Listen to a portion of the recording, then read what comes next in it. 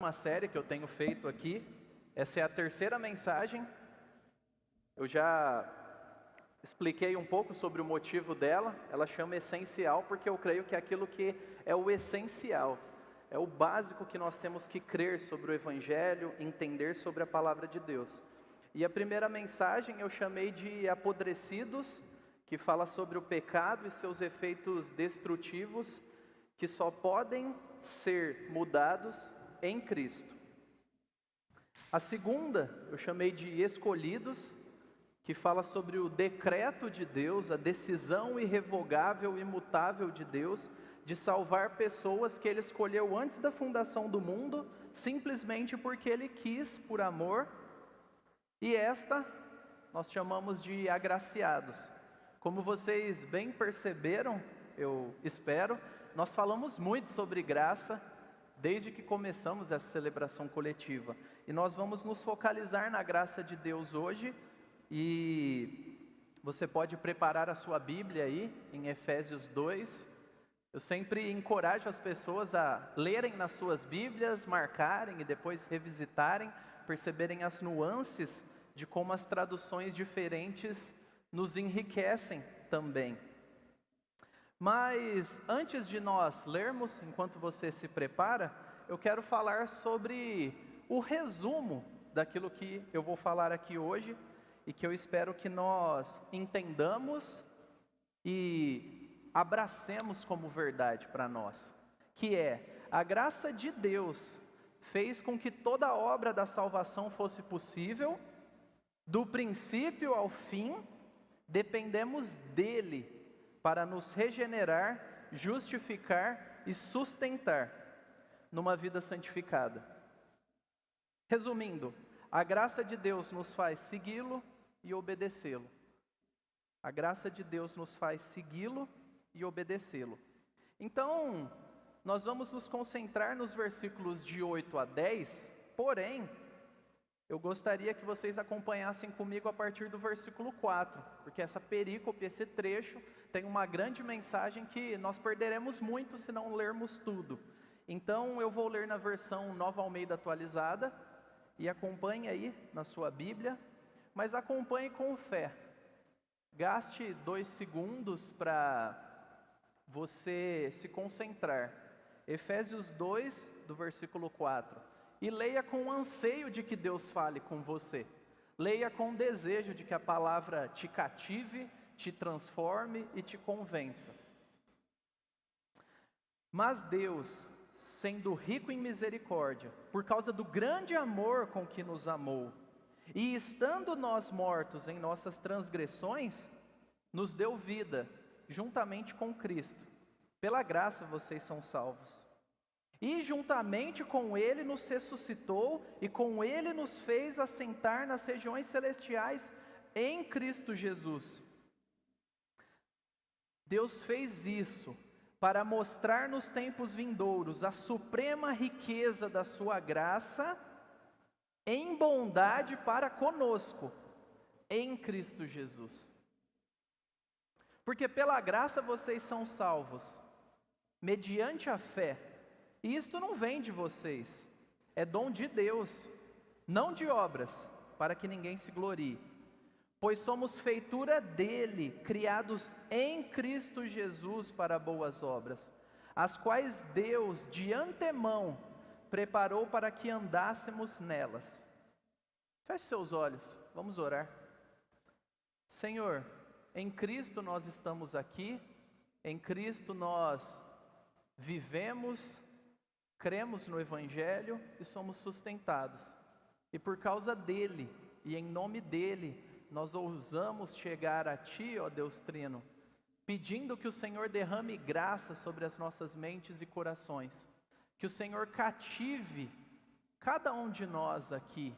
Que o Senhor escancare a beleza do Seu caráter, a beleza da Sua bondade e graça para conosco, mas que essa bondade e graça, uma vez dentro de nós, das nossas mentes e corações, gere fruto, muito fruto, gere adequação da nossa vida ao padrão do Senhor, gere alegria, gere o fruto do Espírito, gere obras de justiça, gere generosidade. Senhor, eu não peço que o Senhor tire as preocupações de cada um de nós aqui, mas eu peço que o Senhor, com a Tua graça, nos ajude a enfrentar essas preocupações, com a esperança que o Senhor dá. Nos ajude a vencer as distrações, nos ajude a vencer o medo, nos ajude a enfrentar a nossa vida, com todos os desafios que ela tem, recebendo graça, recebendo o poder sobrenatural do Senhor, e fielmente encerremos a nossa vida, olhando para trás, vendo uma vida bonita, uma vida obediente. Uma vida cheia de cicatrizes, sim, mas uma vida onde a alegria do Senhor foi a nossa força cotidianamente. Onde os relacionamentos foram restaurados e onde podemos nos alegrar. Que o Senhor nos dê alegria agora, ao pensar no fim da nossa vida e na eternidade contigo. E que o Senhor nos fortaleça, para que caminhemos, ó Deus, até aquele dia, que nós não sabemos quando será, que morreremos e estaremos contigo, ou que o Senhor vai voltar. Nos ajude a viver de modo digno até lá. Em nome de Cristo oramos, em nome de Cristo pedimos e nele confiamos. Amém. Agora vamos reler os versículos de 8 a 10, que é o nosso foco hoje. Porque pela graça vocês são salvos, mediante a fé, e isso não vem de vocês, é dom de Deus, não de obras para que ninguém se glorie, pois somos feitura dele, criados em Cristo Jesus para boas obras, as quais Deus de antemão preparou para que andássemos nelas. Nós precisamos entender um pouco do contexto, do que está acontecendo aqui. Se você lembra das minhas últimas mensagens, eu estou me focando em Efésios, e extraindo todas as verdades doutrinárias que eu tenho pregado em Efésios. Por quê? Porque tem tudo lá, e eu achei melhor focar lá, para termos uma compreensão mais profunda, ao invés de procurar vários textos da Bíblia e pegarmos pedaços. Então, nas duas últimas mensagens, nós já introduzimos o contexto, você pode ouvir no YouTube ou nas outras formas, porém, relembrando, capítulo 1 e 2 é o plano da Trindade de salvar aqueles escolhidos antes da fundação do mundo, através do sacrifício de Cristo, quando ainda nem existíamos. E aí depois no capítulo 2, mostrando o nosso estado. Éramos inimigos de Deus, filhos da ira, amantes do mal. Ou como minha mãe gostava de dizer, tranqueiras, espiritualmente falando. É isso que ser pecador e rejeitar a Deus é. E Ele nos ama nesse estado, Ele vem até nós nesse estado. E o que Paulo estava fazendo ao escrever para os Efésios? Ele estava escrevendo para uma igreja de judeus, povo da aliança, que tinha os privilégios da lei, das promessas, mas também de gentios, que adoravam outros deuses, que viviam uma vida doida. E essas pessoas estão juntas na igreja. E ele usa essas grandes verdades doutrinárias para quê? Para unir a igreja. E isso é uma das coisas belas, porque ao compreender a obra da salvação, nós nos unimos ao redor de Cristo, e nós entendemos quem somos, quem os outros são, e o que Deus espera de nós. E esse trecho, do versículo 11 a 13, que vem logo depois do que nós vamos focalizar, diz assim, depois que ele termina o versículo 10, fala do grande resumo da obra de salvação, ele inicia com um portanto, diante de, é isso que acontece. Portanto, lembrem-se de que no passado vocês eram gentios na carne, chamados incircuncisão por aqueles que se intitulam circuncisão, que é feita na carne por mãos humanas, os judeus, que desprezavam os gentios. Naquele tempo, vocês estavam sem Cristo, separados da comunidade de Israel, estranhos às alianças da promessa, e pasmem, não tendo esperança e sem Deus no mundo. Esse é o diagnóstico de todo pecador, seja você aqui que não se arrependeu e creu em Cristo, que está lutando contra Deus ainda, como veremos, ou você que já creu, passou por isso. Você pode não se dar conta da profundidade de tudo isso, e tudo bem, mas esse era o seu estado. Sem esperança, sem Deus no mundo. Ponto. Acabou. Esse é o estado dos inimigos de Deus. Essa é a realidade de todos, em todo o tempo. Aqueles que nascerão ainda e aqueles que viveram há 5 séculos atrás. E quando nós falamos da graça de Deus, nós precisamos entender que a graça, essa graça que diz no versículo 8, que nos fez ser salvos, ela é o amor como focalizando um culpado indigno. Essa é a ênfase da graça. A gente precisa esclarecer isso muito bem. Você não é neutro, eu não sou neutro, e aí Deus vem e fala, ok, vou fazer alguma coisa por essa pessoa. Coitado. Não. A graça é, você é um criminoso, eu posso te destruir debaixo da minha ira, mas eu vou fazer alguma coisa por você e te dar a coisa mais importante que você precisa, entregando a coisa mais importante que eu tenho e satisfazer a minha justiça. A coisa mais importante é Cristo. A misericórdia se compadece, a graça perdoa.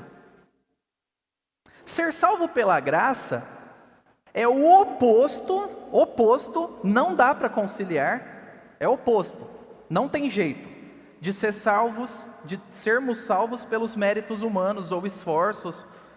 Provém puramente da bondade de Deus. Se tiver esforço, não é graça. Se entra graça, não é esforço. São autoexcludentes. E esse é o grande resumo da história da salvação.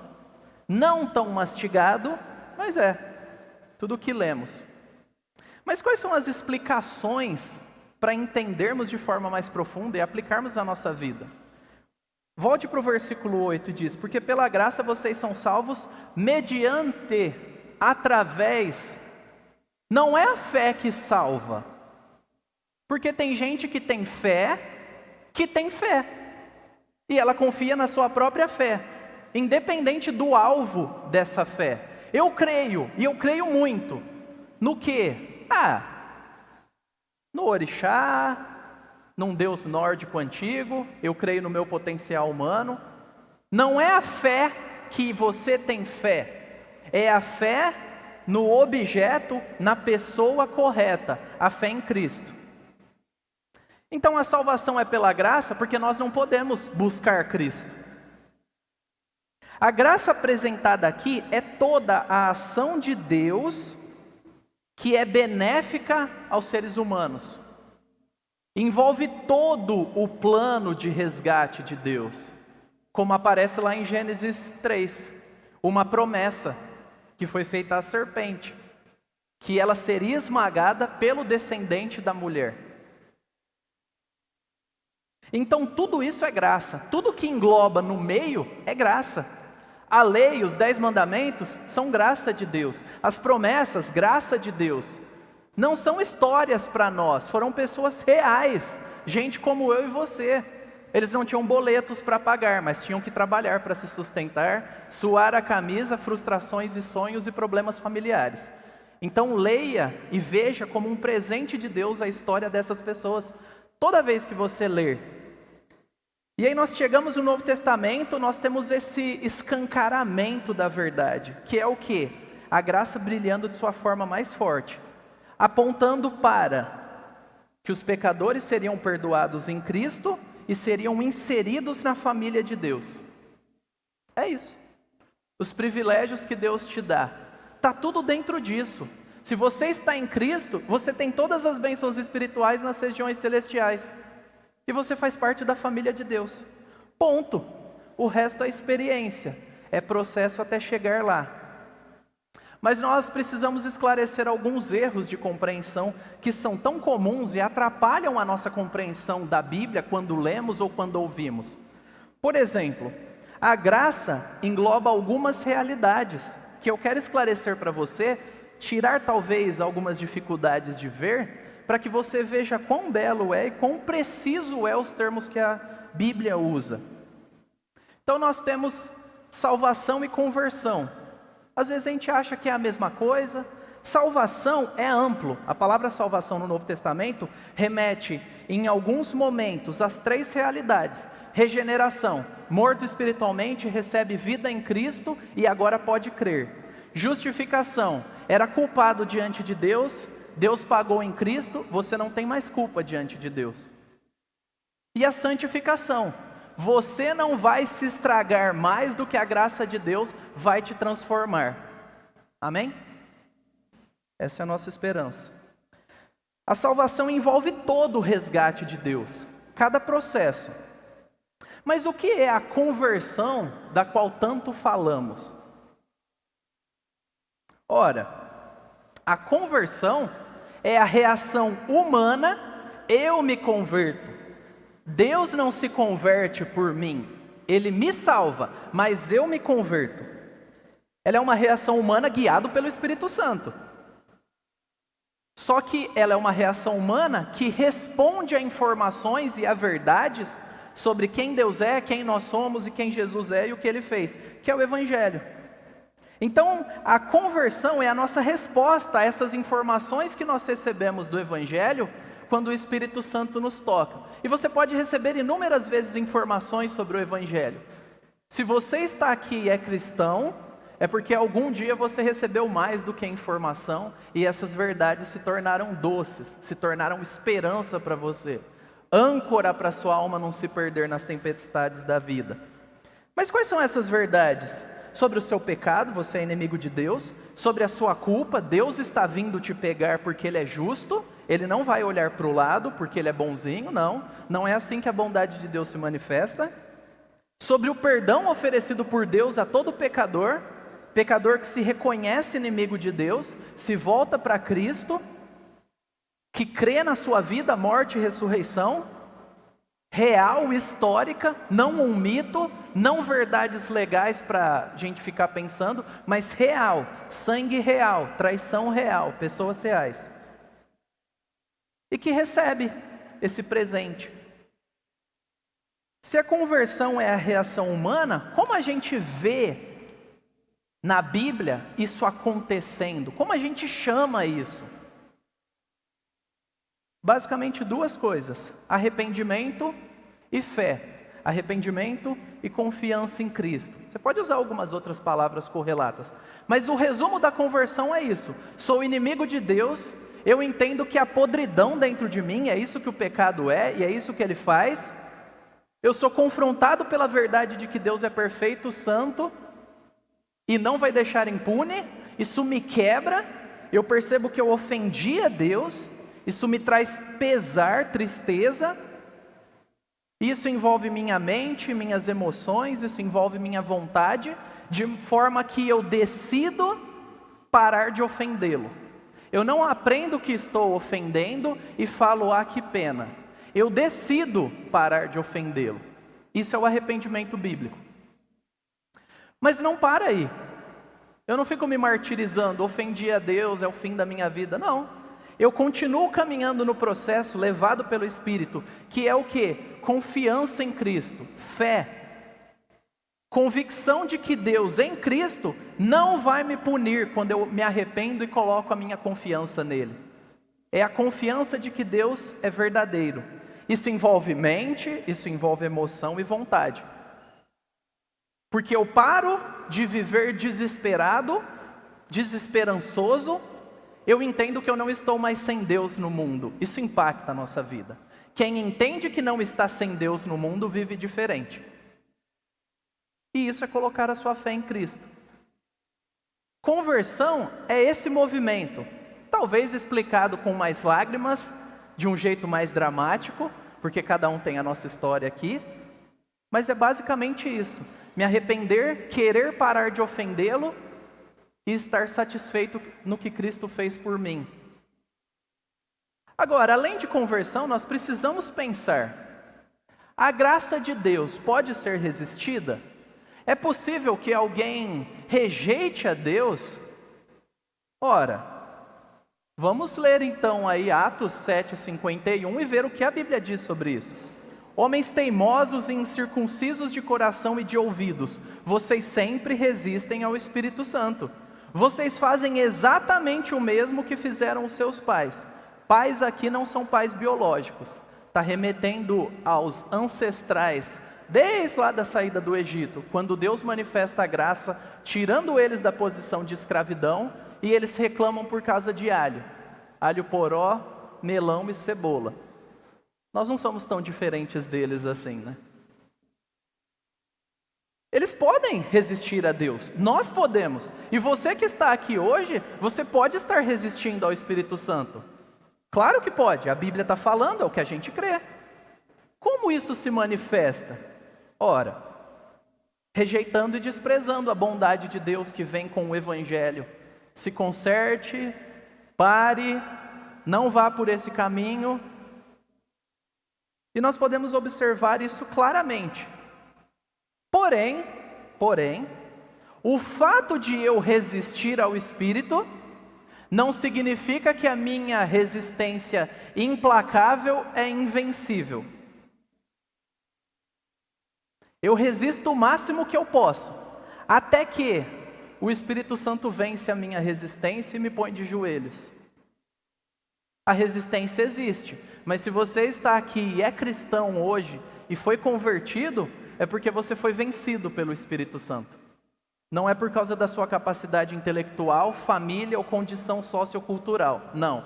Você foi vencido. Ele te colocou de joelhos. Ou você está resistindo contra ele, se escondendo na sua intelectualidade, nos seus bens ou na sua saúde.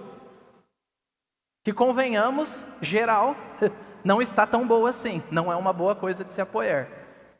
É uma ilusão. O Espírito vence a resistência quando ele quer. E ele fez isso com Saulo. E aqui nós temos Saulo, sendo narrado por Lucas, Saulo falando com alguém. Isso aconteceu comigo. Lá em Atos capítulo 26. É um outro momento que Paulo está diante de Agripa, e ele está contando a história da conversão dele. E olha o que ele diz. Todos nós caímos no chão. E eu ouvi uma voz que me dizia em aramaico: Saulo, Saulo, por que você me persegue? Não adianta lutar contra a minha vontade. Que coisa bela.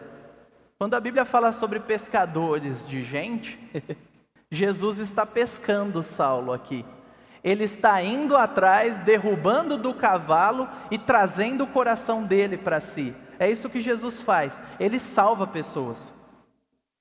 Em algumas versões, se você olhar Atos 26:14, principalmente versões um pouco mais antigas, vai falar: é duro para ti dar coices contra o aguilhão. Aí eu fui pesquisar o que era um aguilhão, né? Não é um agulhão, é um aguilhão. Era uma espécie de bastão com uma ponta de ferro para fazer o bicho andar, quando ele empacava. E se você tem uma ponta de ferro e você dá coice, quem se machuca é você. É isso que Jesus está falando para Saulo. Pare de resistir, eu te escolhi. Não resista, receba essa graça. Eu sou Jesus que você espera. Você é um verdadeiro judeu. Nós não somos judeus. O nosso dilema não era a vinda do Messias. O nosso dilema é propósito. É não amar o dinheiro sobre todas as coisas. É não viver de ressentimento contra a nossa família, contra o Estado ou contra qualquer pessoa que seja. Mas enquanto nós ficarmos dando coice, quem vai se machucar somos nós. Dito isso, a graça resiste no final. Porém, não é todo mundo que ouve e se arrepende e crê. Isso é um fato. Milhares de pessoas já passaram por essa igreja, seja um mês, 2, 3 anos, um dia. Milhares de pessoas passaram e saíram do mesmo jeito, rejeitando a Cristo, ignorando as verdades ouvidas e caminhando rumo ao inferno e à ira de Deus. E alguns já estão lá, e outros foram convertidos depois, pela graça de Deus, outros voltaram, e tem gente que a gente nunca mais vai ver na vida e não vai saber o desfecho.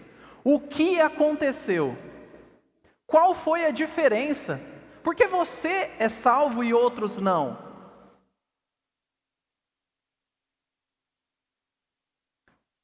Existem dois tipos de chamado. É o que nós chamamos na teologia de chamado geral, que é aquilo que nós geralmente ouvimos quando nós motivamos as pessoas a irem e pregarem o evangelho a toda criatura. É uma oferta a todos os perdidos, de todos os lugares, de todos os tempos, de todas as etnias e línguas e povos e raças. É todos os todos que você conseguir pensar, que engloba todo mundo. Nós devemos ir e pregar o evangelho a eles. Isso é uma chamada geral. E aí nós temos Lucas 24, 47. E que em seu nome se pregasse arrependimento para a remissão de pecados a todas as nações, começando em Jerusalém. Jerusalém é o epicentro. Vocês são testemunhas dessas coisas. Você tem que pregar. Você é discípulo, você tem que pregar. Ponto. Jesus te deu essa ordem. Ela vem junto com a salvação. Você não desmembra a ordem da pregação do evangelho e fala, eu vou pegar essas coisas que são mais legais, comunhão, família, esperança, e tira a pregação do evangelho. Não. Se você é cristão, você vai pregar o evangelho. Se você é cristão e não prega o evangelho, Deus vai te disciplinar para que você pregue o evangelho. Você está dando coices contra o aguilhão, porque é parte do pacote, é parte da realidade de Deus. Nós precisamos fazer isso, porém é um chamado que é diferente. Ele não é geral, ele é eficaz, ele funciona, ele alcança, transforma, ele alcança o coração, assim como aquilo que Jesus fez com Saulo.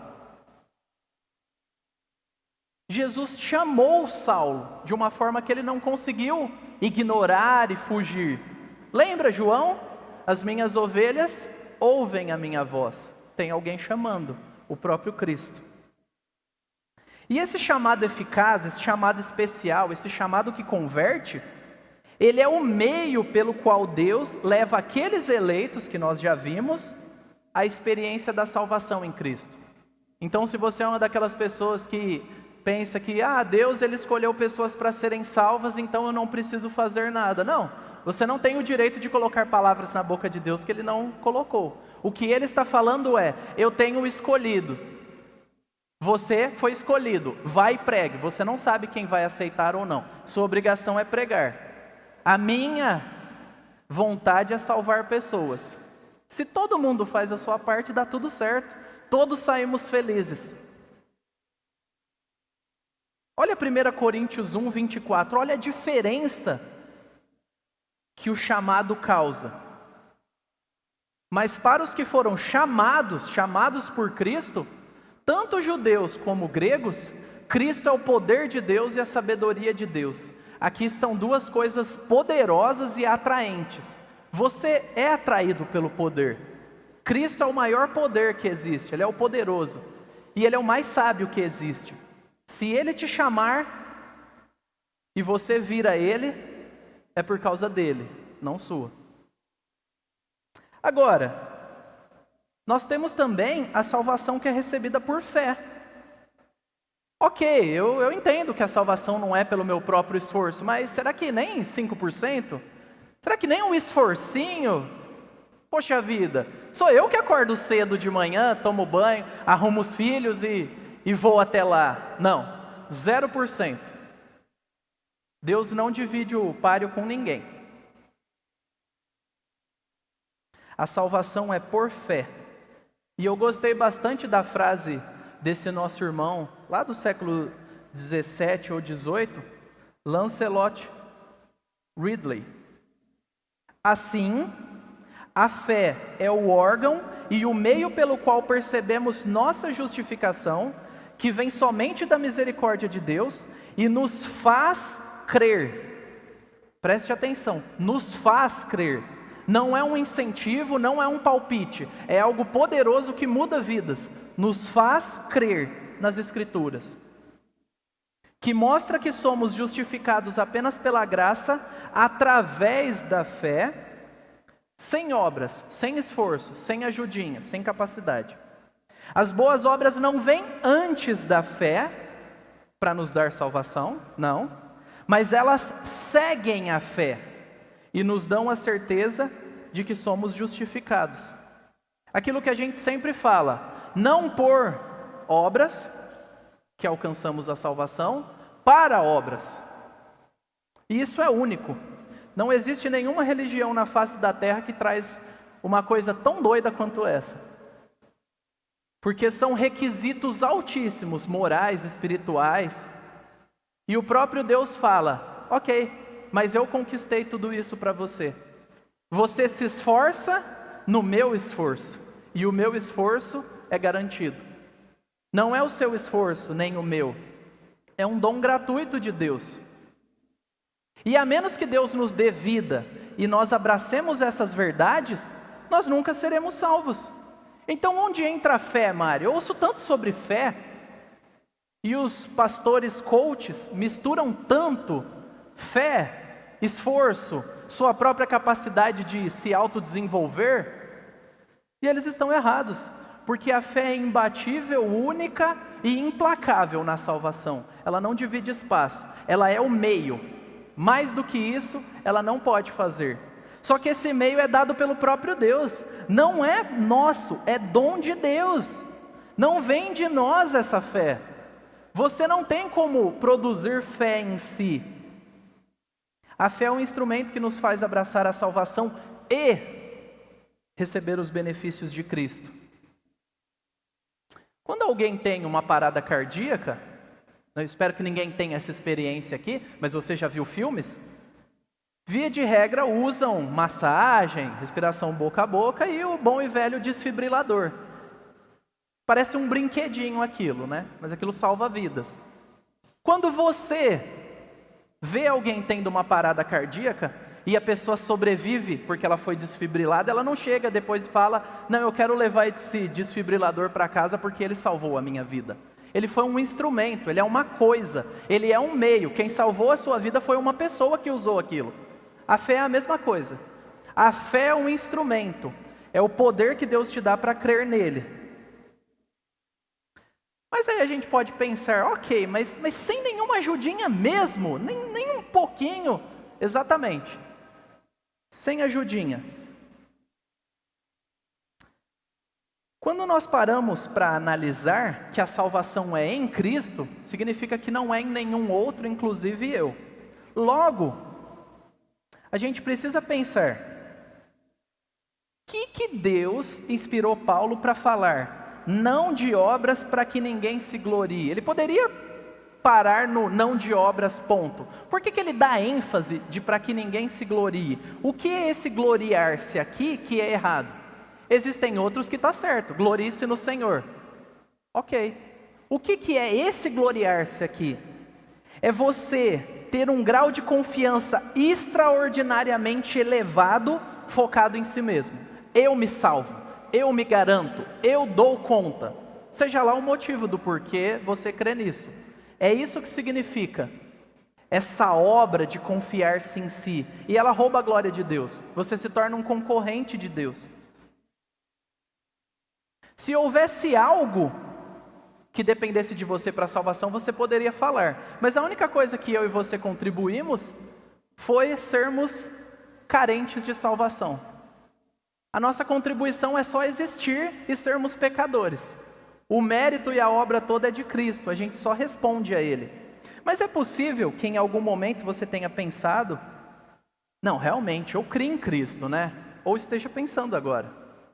Eu sou muito sábio e inteligente. Tolos são esses daí que não creem em Cristo. Olha o tanto de igreja que existe. Eu criei em Cristo. Eu saquei aquelas ações da bolsa que iam começar a subir e comprei antes. Não olhe para a salvação assim. Muitos crentes, em muitos momentos, caminharam por esse caminho e se afastaram muito de Cristo.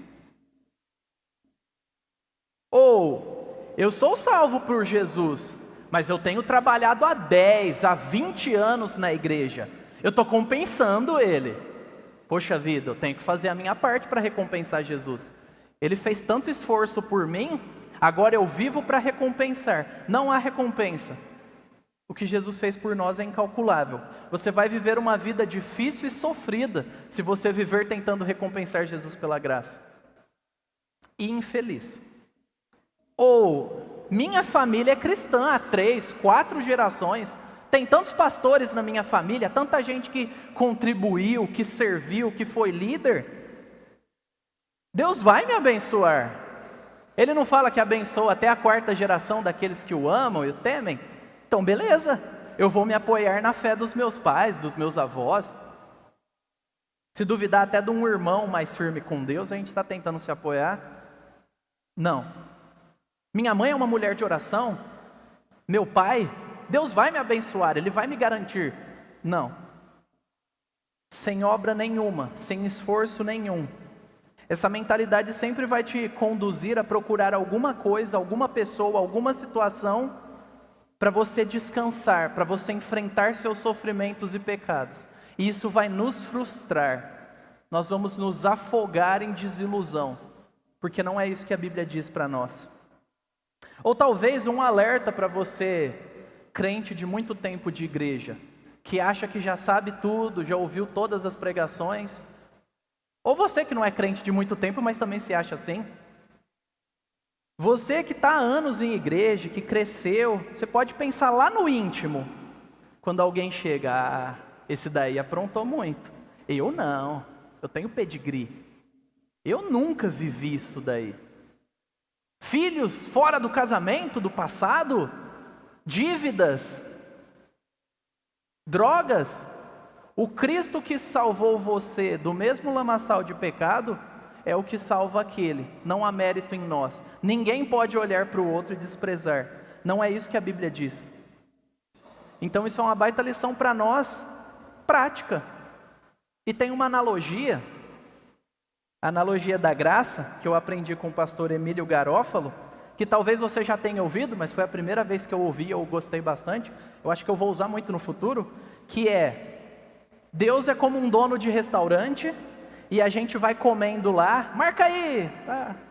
Quando eu receber um dinheiro eu pago, quando sair o auxílio do governo eu pago, quando isso ou aquilo, meu negócio der certo eu pago. E Deus, tá, beleza, vai anotando no caderninho. Aí um dia o dono acorda, de bom humor, pega o caderninho, rasguei o caderninho, todo mundo está feliz, não tem mais dívida. Não é isso que é a salvação. Não é entre nós e Deus, a gente não tem condição de chegar até Deus. É entre nós e aquele que Deus deu para nós, para que nós chegássemos até Ele. O filho vem e fala: eu pago, eu perco, eu sofro, eu sou esmagado, para que eles que devem recebam. Isso é a graça. Foi assim que aconteceu. Ele se humilhando, morrendo e ressuscitando para resolver e nos dar convicção. O problema do pecado é que Deus estava contra nós. E se você está aqui hoje e sabe que tem desprezado a Deus, sabe que tem rejeitado a graça e vivido do jeito que você quer, Deus está contra você. Mas Ele manifestou em Cristo todo o amor, toda a graça, toda a bondade que você precisa. Creia nele, se arrependa. O Cristo sofre e conquista para nós e nos dá de mão beijada todos os privilégios. Jesus Cristo é o nosso Salvador. Mas essa salvação se manifesta na vida também. Deus não está interessado em só nos dar todas as coisas para nós vivermos do mesmo jeito. Ele nos ama demais para nos abandonar na mesma vida vazia, fútil e tola que nós vivíamos antes de conhecê-lo e de sermos salvos. Essa é uma das nossas esperanças. Ora, como é que eu vejo a minha salvação? Eu fui salvo, mas como é que eu vejo? Como é que essa coisa acontece? Como é que eu posso ter uma das esperanças, além de crer em Cristo, que eu não vejo? O que eu posso ver que contribui para essa minha esperança de que eu sou salvo? Ora, você tem produzido boas obras? Boas obras não é só dar cesta básica e fazer filantropia, como o pastor Domingos muito bem gosta de dizer. Isso não é igual a boas obras da Bíblia. As boas obras, elas fluem do ato de Deus de te dar fé para crer nele, e Ele te dá a capacidade para obedecê-lo e produzir frutos. Essas são as boas obras. A raiz é Ele. Ele recebe o mérito pelas boas obras. E qual que é o lugar dessas boas obras? Tem um teólogo também antigo, Wolfgang Musculus. Latino, é bonito, né, esse nome? Ele tem uma citação um pouco longa, mas que explica de maneira muito bela. Ele fala: somos lembrados por esse versículo que as boas obras que agradam a Deus não podem ser feitas por nós, a menos que antes sejamos transformados em novas criaturas em Cristo, e a menos que Deus prepare para nós as coisas que devemos fazer. O que nós estamos fazendo é seguir a regência que Deus deu. Essa é a santificação. As obras da nova criatura que Ele fez precisam refletir a natureza dessa árvore. Se nós estamos em Cristo, nós precisamos produzir frutos dignos disso. E isso começa de verdades interiores. O fruto do Espírito, exercitando os dons que Ele nos deu, aprendendo a nos calar, aprendendo a falar na hora certa, aprendendo a nos sacrificar, enfiando a mão no bolso sim, mas enfiando a mão na agenda para termos tempo também. E abrindo mão de coisas que nós amamos muito, em prol de coisas que nós tendemos a desprezar, tipo qualquer outra pessoa que não eu, que é a nossa tendência no pecado. É extremamente difícil fazer isso, somente pela graça de Deus.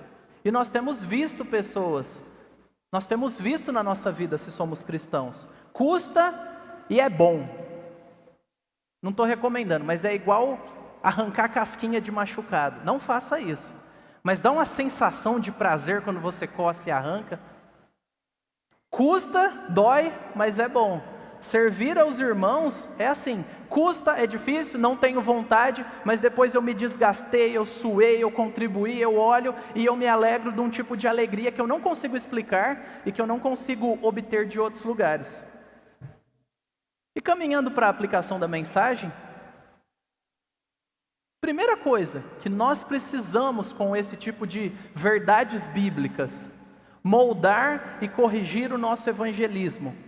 É muito provável que em algum momento da sua vida você fez isso, talvez irá fazer. Muitas pessoas que eu já conversei fizeram. Elas falam do evangelho como se a pessoa devesse se arrumar, largue isso, largue aquilo, faça isso, se vista assim, organize a sua vida. Aí você vem para Cristo depois de se limpar. Essa é a maior tolice. Nós não fizemos isso, nós não podemos nos limpar. O chamado de Deus para nós é: vem sujo, vem doente, eu cuido de você. Você não tem condição, eu tenho. Então vamos analisar aquilo que nós temos falado. A gente tem colocado mais peso sobre as pessoas que são incrédulas, como se elas devessem corrigir a vida delas sozinhas, e depois elas podem vir para o clube santo. Muitas igrejas fazem isso e esmagam pessoas. Muitas pessoas fazem e fizeram isso. Que não seja assim o nosso evangelismo. Por outro lado, não pregue ignorando o pecado também. Foque na graça perdoadora, não nos maus hábitos como se aquilo determinasse. Você fuma, você bebe, você é aquilo, você tem isso, seu cabelo é desse jeito. Não, a graça perdoadora é forte o suficiente para tratar todas as coisas. Evangelize focado nessas duas verdades. Por outro lado, não despreze seus irmãos que viveram de vidas ímpias. Nós não podemos desprezar uns aos outros. Isso é o contrário de amar uns aos outros. Como se eles fossem menos dignos da salvação do que qualquer um de nós. E nós fazemos isso. Seja no nosso coração, seja quando nós mostramos. Existem pessoas que têm prioridade na nossa agenda porque nós desprezamos outras. E nós precisamos nos arrepender disso. Nenhum de nós é merecedor. Não há área VIP no povo de Deus. Não há camarote nem área VIP. Por outro lado, você pode estar se sentindo estagnado espiritualmente. travado mesmo, sem motivação. O tédio talvez te esgana e você não anda. Você quer coisas novas e desafiadoras na sua vida com Deus? Uma dica: o máximo que há não é ir para o seu quarto, trancar a porta e viver isolado, compartilhando conteúdo nas redes sociais e admirando os grandes homens de Deus que se envolvem. Não, o que Deus nos deu, o que Deus deu para cada um de nós é a igreja. Gente, olhe para o lado, é gente, é o presente de Deus para você não viver estagnado. Coisas a serem feitas. Sirva seus irmãos nessa igreja, se envolva. Vai sem saber muito bem mesmo. Fala, simplesmente eu queria conversar com você, orar com você e compartilhar algo da palavra de Deus. Façamos isso. Você vai ver como é fácil sair da estagnação. Por outro lado, se envolva nos ministérios da igreja. O berçário precisa de pessoas que ficam com os nossos bebês. Precisa de todo tipo de ajuda. Você quer fazer uma ajuda prática? Eis ali. O ministério de música precisa de pessoas também. A biblioteca precisa de pessoas. A recepção precisa de pessoas. Inúmeros ministérios precisam de pessoas. E você é uma pessoa. E você está aqui. Olha que bênção, a oportunidade que Deus te dá. Mas não comece tudo isso deixando para trás a sua família. Deixando de ler a Bíblia com a sua esposa, com os seus filhos, deixando de fazer a lição de casa. Não é um ou outro, é faça um e caminha para o outro. E por último, se você está aqui há anos ou chegou a 5 minutos, não despreze a graça de Deus. Essa graça de Deus que culmina em Cristo, ela se volta para você hoje. Não despreze, não ignore. Se arrependa, confie nele. Ele é confiável, ele tem feito isso. Se volte para ele hoje mesmo. Procure alguém que te convidou nessa igreja. Procure a recepção que eles vão te indicar alguém. Converse conosco, tire as dúvidas, receba ajuda. Não morra sozinho rejeitando Cristo. Não morra nas suas dúvidas. Ficar na dúvida de propósito é tolice. Ou pior, é covardia. A dúvida não é um ambiente de paz. A dúvida não traz paz. Relembrando, a graça de Deus fez com que toda a obra da salvação fosse possível, do princípio ao fim. Nós dependemos dessa graça, nós dependemos de Deus para nos regenerar, justificar e sustentar numa vida santificada. A graça de Deus nos faz segui-lo, a graça de Deus nos faz obedecê-lo. Feche seus olhos.